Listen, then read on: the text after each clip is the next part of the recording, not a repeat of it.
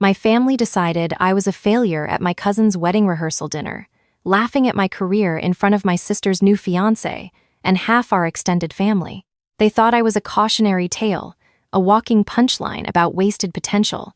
So I made 2 phone calls, acquired the boutique auction house my mother had been desperately trying to partner with for 3 years, and invited them to a private viewing where I welcomed them at the door, holding the letter that had rejected her business proposal. That is where this story really begins, and you will not want to stop listening before it ends. Make sure you're subscribed so you don't miss what happens next.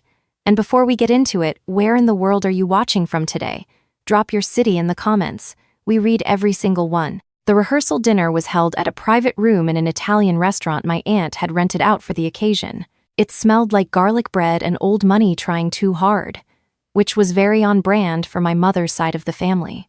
My cousin Becca was marrying a man named Grant, who came from what my mother liked to call good stock, which was her genteel way of saying his family had a lake house and a financial advisor they were on a first-name basis with. Everyone was dressed like they were auditioning for a catalog. I had driven 90 minutes from my studio apartment near the Arts District, still carrying the low-grade tension headache I'd had since Monday, the kind that sits right behind your left eye and pulses every time someone says something that requires you to smile politely. I had been seated at the end of the table, which was not an accident. In my family's architecture of importance, seating was a statement. My mother, Diane, sat at the center near Becca and Grant. My sister, Cassidy, sat 2 seats down, next to her fiancé, Derek, who was meeting the extended family for the first time that evening. Derek was tall, pleasant, and had the look of someone who genuinely wanted to make a good impression. He worked in finance, which my mother had mentioned no fewer than 4 times since they started dating. I was nursing a glass of sparkling water and picking at a bread roll when Derek leaned around Cassidy and looked down the table at me with an easy smile. "Maya, right? Cassidy talks about you, but I feel like I still don't really know what you do. What's your field?" The table didn't go quiet all at once. It was more like a tide pulling back. My aunt stopped mid-sentence. My mother set down her fork with a small, deliberate click. Cassidy's hand found Derek's arm, but not to be affectionate. It was the kind of touch that says, "Wait, brace yourself." "I'm an art appraiser," I said, keeping my voice steady. "I specialize in provenance research and authentication for fine art and estate collections. I work with auction houses, private collectors, and..." My mother laughed. It was not a warm sound. It was short and bright and dismissive, like a bell being rung to signal the end of something. "Oh, Derek, honey, don't get her started," she said, touching his arm across Cassidy. She gave him the conspiratorial smile she reserved for moments when she wanted to seem charming at someone else's expense. Maya has always had very expensive hobbies. She thinks looking at old paintings is a career. She paused for effect. The rest of us live in the real world. My aunt stifled a smile behind her napkin. My uncle chuckled softly into his wine. Cassidy looked at the tablecloth. Derek's smile had gone uncertain. He looked at me, then at my mother, then back at me. "I have actually always found provenance research fascinating," he said carefully, because he was clearly a good person trying to navigate a minefield he hadn't known existed 30 seconds ago. "That is so sweet," my mother said, in the tone people use when they mean the exact opposite. She steered the conversation elsewhere with the practiced ease of someone who had been shutting me down for years. The table followed her lead. It always did. I did not argue. I did not correct her. I took a slow sip of my water and looked at the breadcrumbs on my plate and did the thing I had learned to do over many years of family dinners. I went somewhere else inside my head. I went quiet, and I went still, and I let it wash over me like water over stone. What my mother did not know, what none of them knew, was that 3 weeks earlier, a private collector in Connecticut had paid my firm $420,000 to authenticate a collection of post-impressionist works she had inherited from her grandfather. What they did not know was that I had been flown to London twice in the past year to consult on disputed pieces for a major Sotheby's exhibition. What they did not know was that the hobby they were dismissing had made me, quietly and without any announcement, more financially comfortable than any of them had any reason to suspect. I had never told them. There was a time, early on, when I had tried. I had called my mother after my first major authentication job. I had been so proud. She had listened politely and then said, "Well, that's nice, But when are you going to do something with benefits? I stopped telling her things after that. I stopped letting her measure me, and in the silence of being dismissed, I had simply kept building. Derek's eyes found mine one more time across the laughing table, and in his expression, I saw the same thing I had seen in Liam's eyes in the story a friend once told me, a kind of quiet recognition. He saw it for exactly what it was. He mouthed the words, "I'm sorry." I gave him the smallest nod. He was going to marry into this family. I almost felt bad for him. Almost. The drive home was long and dark, and I spent most of it not crying, which took more effort than it should have. The anger came first, clean and familiar. Then the exhaustion underneath it, the specific tiredness that comes not from a single incident, but from the accumulated weight of 1,000 incidents exactly like it, stacked up over years, pressing down on you in the dark of a car going 70 miles an hour on a highway that doesn't care about any of it. My apartment was small and bright and mine. One wall was entirely covered in framed prints reproductions of works I admired, interspersed with photographs from research trips, a canal in Venice, a detail from a ceiling in Vienna, a market in Bruges. My bookshelves were dense and deliberate. There were reference catalogs for major auction houses, monographs on individual artists, thick volumes on pigment analysis and canvas dating, and the history of forgery. A light table sat in the corner near the window. It was where I did my best thinking. I poured a glass of wine and sat on the floor with my back against the couch, which was a thing I did when the ceiling felt too far away, and I let myself be angry for a while. Then I let myself be sad. Then I picked up my phone and called my best friend Renata, who picked up on the second ring and said, "Tell me everything," before I had gotten out a single word, which is why she is my best friend. I told her about the dinner. She made the appropriate noises of outrage. Then she said something that stuck. "You know what's funny," she said. "Your mom has been trying to get Ashworths to partner with her gallery for like 2 years. They keep turning her down. She brought it up at that thing last spring, remember? Said they were being snobbish." I did remember. Ashworth Fine Art Auction House was a regional institution, mid-size but prestigious, known for being selective about the estates and collections they worked with. They had a reputation for integrity in a field that didn't always prize it. My mother ran a small commercial art gallery, the kind that sold attractive paintings to interior designers and corporate lobbies.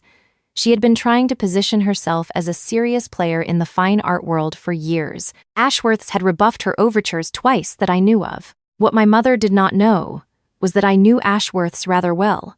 I had authenticated 3 pieces for them in the past 18 months. I had met their director, a sharp woman named Patricia Glenmore, at a conference in Chicago 2 years earlier. We had stayed in loose but genuine contact since, and about a month before the rehearsal dinner, I had heard through a colleague that Ashworth's was looking to quietly bring in a senior appraiser as an equity partner, someone who could expand their authentication division and take on higher value estate work. I sat on my floor with my wine and my anger, and I thought about all of this for a long time. Then I picked up my phone and sent Patricia Glenmore an email. The reply came the next morning before I had finished my coffee. Patricia was interested. More than interested, she said. She had been meaning to reach out. Would I be available for lunch in the city next week? We met at a quiet restaurant near the auction house. Patricia was in her early 60s, precise and warm in equal measure, with the kind of focused attention that made you feel like the most important person in the room, without her trying even slightly. We talked for 2.5 hours. We talked about the direction of the authentication field. We talked about the specific gap she saw in Ashworth's current capabilities. We talked about what an equity partnership might look like in practical terms. By the time we ordered coffee, she had slid a folder across the table. "I want to be transparent," she said. "We've had other inquiries about this role, but your work on the Kellerman collection was what made me think seriously about restructuring the division. That authentication held up under some very aggressive scrutiny. That matters enormously in this business." I looked at the folder. It outlined a partnership structure that would give me an equity stake in the authentication division in exchange for my client relationships, my methodology framework, and my ongoing casework. The numbers were serious. The terms were fair. My lawyer, a meticulous woman named Sandra who had handled my contracts for 4 years, reviewed the draft agreement that evening and raised both eyebrows, which was her version of being impressed. "This is a good deal, Maya," she said over the phone. a genuinely good deal. I know, I said. I want to add one thing. I told Sandra what I wanted to add. There was a pause on the line. Interesting, she said. I can work with that. The negotiation took 2 weeks. On a Tuesday morning, I signed the partnership agreement with Ashworth Fine Art Auction House. I was now, in the quiet language of equity documents, a named partner in the authentication division of the most respected boutique auction house in the region. My mother did not know. My sister did not know. Nobody in my family knew. I also asked Patricia, as a professional courtesy, to pull the file on any gallery partnership inquiries they had received in the past 3 years from entities in our region. She understood the situation without my having to explain it further, because Patricia Glenmore was a perceptive woman. 2 days later, a document arrived in my email. It was the formal rejection letter Ashworths had sent to my mother's gallery, Diane Hartwell Art and Design, 14 months earlier. The letter was polite, thorough, and unambiguous. The rejection cited concerns about curatorial standards, the commercial orientation of the gallery's programming, and a mismatch of values regarding acquisition ethics. It was, in the careful language of professional correspondence, a complete and total rebuff. I printed it out and set it on my kitchen counter and looked at it while I made my coffee each morning for a week. Then I sent the invitation. I had thought carefully about the format. Not a text, not a casual group message, a formal printed card, sent by mail. It arrived at my mother's house on a Friday, so she would have the weekend to wonder about it. You are cordially invited to a private viewing event hosted by Maya Hartwell and Ashworth Fine Art Auction House. Sunday the 14th at 2 o'clock in the afternoon. Ashworth Gallery, main showroom. Dress, business casual. Please RSVP by Thursday. I included my mother, my father, my sister, and Derek. I did not explain. I let the name Ashworth do its work. My mother called me that same evening. Her voice had a quality I rarely heard from her, something tentative under the brightness, like she was trying to assess the situation before committing to a position. Maya, what is this card? What is this event? I have some news to share, I said. I'd love to share it in person. It's easier to show than to explain. Is this something to do with your work? It is. A pause. I could hear her processing. Well, I suppose we can come. Your father and I have a thing in the morning, but we can be there by 2. Are you doing something for them? Like a job? A contract? I'll explain everything on Sunday, I said pleasantly. I'm really glad you can make it. Cassidy will want to bring Derek. Please bring Derek. I'd love for him to be there. I spent the rest of the week at Ashworth's, preparing. Patricia and her team were gracious and genuinely enthusiastic. The showroom was already beautiful, high ceilings, good light, 2 current exhibitions on the walls. We added a small arrangement of the authentication work I was bringing to the partnership, documentation, high-resolution comparatives, the tools and methodology of the work itself. Patricia insisted on framing it well. Let people understand what this is, she said. Authentication is invisible when it works. It's time yours wasn't. On Sunday, I arrived 40 minutes early. I wore a slate blue dress and my hair down, and I felt calm in the way you feel calm when you have already done everything that needs to be done, and now you are simply waiting for the world to catch up to what you already know. They arrived in 2 cars. I watched from inside the glass doors as my mother stepped out of my father's sedan in a blazer she wore when she wanted to seem professional, followed by my father, who always looked slightly puzzled in public spaces that were not his own. Cassidy and Derek pulled in behind them. Cassidy was on her phone. Derek was looking at the building with genuine interest. I opened the door before they reached it. I'm so glad you all came, I said. Welcome. My mother walked in first, the way she always did, taking in the room with the appraising sweep of someone who wanted to establish her own relationship with the space before anyone else could define it for her. Her eyes moved across the walls, the exhibition cases, the Ashworth branding. This is lovely, she said carefully. She was still calibrating. So you're working on a project here? In a manner of speaking, I said. Patricia crossed the room toward us, extending her hand. Mrs. Hartwell, I've heard a great deal about your daughter. I'm Patricia Glenmore, director of Ashworth's. Welcome. My mother shook her hand. Something shifted almost imperceptibly in her posture, a reorientation, a subtle recalibration. She knew Patricia's name. She had written to Patricia's office. She had been waiting 14 months ago for a response that had never come. or rather a response that had come and had not said what she wanted. "Patricia," my mother said, with the overly warm familiarity of someone pretending they are not surprised. "What a pleasure." Patricia smiled and glanced at me. "Why don't we give everyone a moment to look around, and then Maya has something she'd like to share." I let them walk the room. My father studied the paintings with earnest attention. Derek made a slow circuit of the authentication display, pausing at a comparative panel showing a disputed work alongside spectral imaging analysis. He read the placard. He looked genuinely fascinated. My sister took 2 photos for her Instagram and then stood near the window checking her phone. My mother kept moving, kept looking, with the precise controlled energy of someone trying very hard to understand what they had walked into. After about 10 minutes, Patricia gathered everyone near the center of the room, where a small cluster of chairs had been arranged. There was sparkling water on a side table. It was civilized and deliberate, and I had planned every detail of it. "I'll let Maya take it from here," Patricia said, stepping to the side. I stood in front of my family and I felt, for perhaps the first time in a room with all of them present, completely steady. "I wanted to share some news in person," I said. "As of 2 weeks ago, I have joined Ashworth Fine Art Auction House as an equity partner in the authentication division." I let that land for a moment. "It means I now co-own a stake in this institution and will be leading the expansion of the authentication practice into estate collections and private acquisition consulting." The silence that followed had a very specific texture. It was not the silence of a table pulling back. It was the silence of people recalculating. My father said, "My goodness, Maya." Derek said, "That is genuinely incredible. Congratulations." Cassidy said nothing, but looked up from her phone, which for Cassidy was a significant response. My mother said slowly, "You're a partner here." "An equity partner, yes," I said. "It's been in negotiation for a few months. I didn't want to say anything until it was finalized."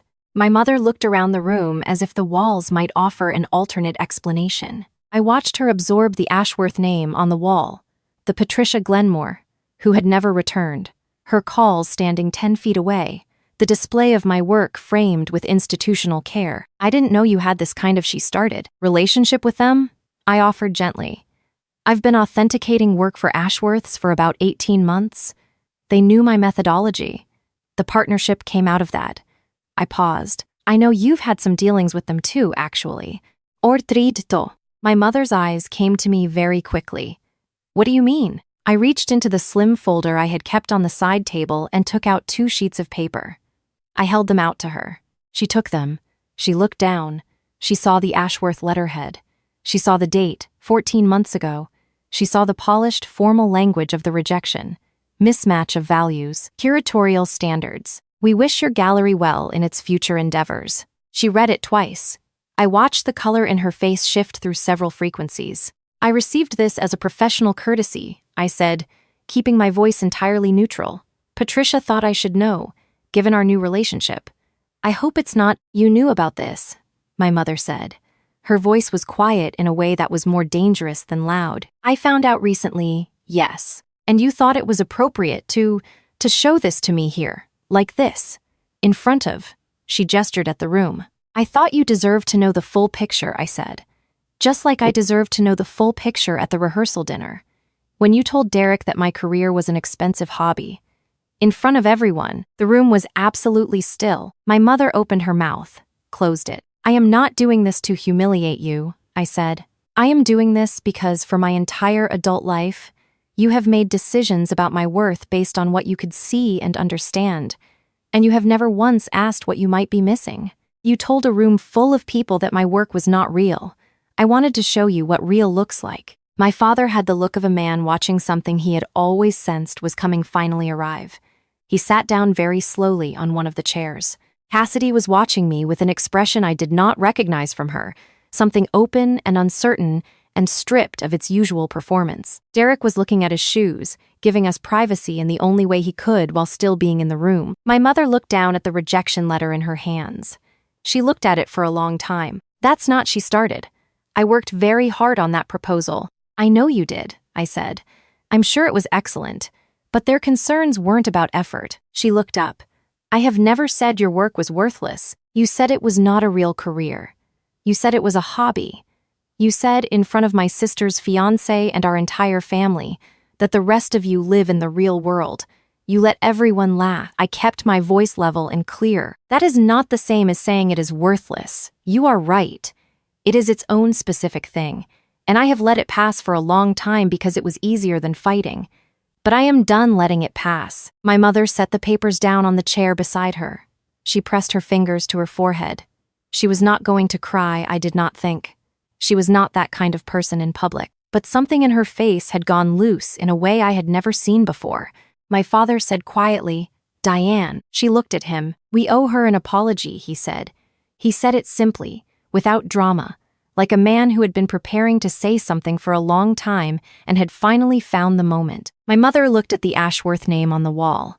She looked at Patricia, who was standing at a careful, tactful distance, apparently studying a landscape near the window. She looked at me. "I did not think you were capable of this," she said finally. "It came out more honest than I think she intended. I genuinely did not think—" "I know," I said. "That is the part I need you to understand. You didn't think I was capable because you stopped paying attention. And I stopped telling you things because every time I tried, you made me feel like I was asking for permission to exist." Cassidy made a sound that was not quite a word. I looked at her. "You never once asked me anything about my work," I said to her. "Not in years. You knew my job title. You didn't know what I actually did." She looked like she was going to argue, and then she didn't. She looked at Derek, who gave her a very small, very honest shake of his head. "I didn't," she said. It came out quietly. "You're right." We stood in the good light of Patricia Glenmore's gallery, my family and I, and the air was full of things that had been unsaid for long enough that saying them felt almost structural, like removing something load-bearing and finding the ceilings still held. We did not resolve everything that afternoon. I want to be clear about that. My mother did not transform. She thanked Patricia stiffly on the way out, and she did not look at me when she hugged me goodbye. A brief, formal press of her arms. My father held on a little longer and said, "I am proud of you, Maya," into my shoulder, quietly, like a thing he had been holding in his pocket for years and had only just found the courage to take out. Derek shook my hand with both of his and said, "For what it's worth, I knew at dinner that they were wrong," which I appreciated more than I told him. Cassidy was the last one out. She stood near the door with her car keys in her hand and she said, "Can we get coffee sometime? Just us?" "Yes," I said. "I would like that." She nodded and left. I stood in the doorway of Ashworth's and watched the two cars pull out of the parking lot, and I felt something I had not entirely expected, which was not triumph exactly, but something quieter and more durable. I felt clear. I felt the specific lightness of a person who has finally stopped carrying something they were never supposed to be carrying in the first place. Patricia appeared at my shoulder. "Well," she said, handing me a glass of sparkling water that was handled with considerably more grace than most people would have managed. "I have had a long time to think about what I wanted to say," I told her. "It showed," she said. We stood there a moment. "You know, I did actually pull that gallery inquiry file before I sent it. I want you to know that decision was mine, and it had nothing to do with any of this." "I know," I said. "That's what made it useful." She laughed. "Come on. There are some collectors arriving at 4, and I want to introduce you properly."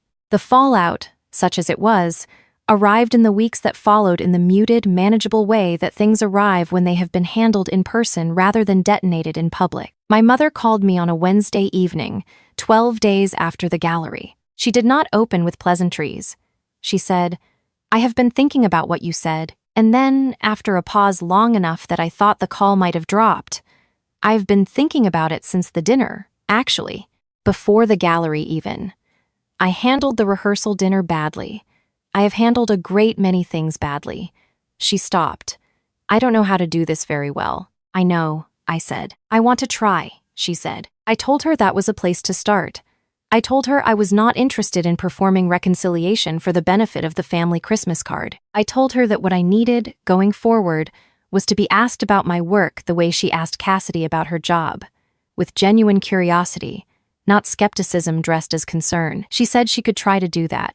I said trying was enough for now. It was not a fairy tale ending. She did not suddenly understand what provenance research was or why it mattered. She still, at the following Thanksgiving, introduced me to someone as my daughter who works with art, which was approximate at best. but she said it without the laugh, and she looked at me afterward to see if it was right, which was new.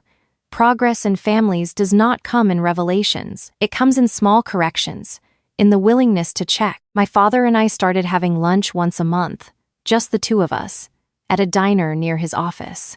We talked about things that had nothing to do with my mother or my sister or the gallery. We talked about a documentary he had watched about the restoration of the Sistine Chapel ceiling.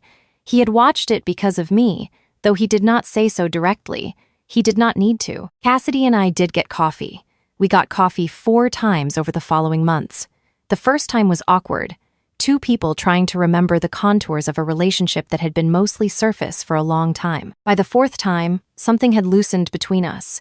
She told me about a panic attack she'd had the winter before that she hadn't told anyone about. I told her about a forgery case I'd worked on that had nearly unraveled an auction sale worth 8 figures. We were, for maybe the first time as adults, actually interested in each other.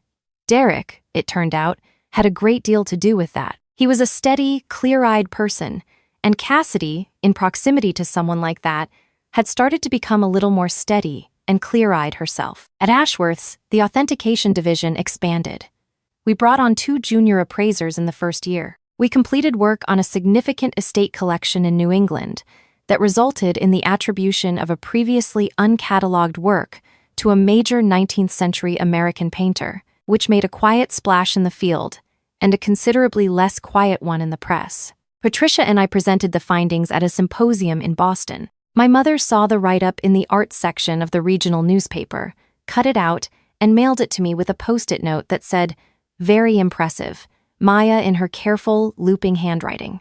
I put it on my refrigerator. I had spent a long time believing that being seen was something that happened to you, something other people granted or withheld based on criteria you could not control. What I learned, in the years after that rehearsal dinner, was that being seen is also something you build. You build it through the work, quietly and without an audience, in the long stretches between recognition. You build it until the work speaks at a volume your family cannot talk over, and then you stand in a room with good light and you let it speak. I had always been figuring things out. I had just been doing it somewhere they could not see. I was done being invisible.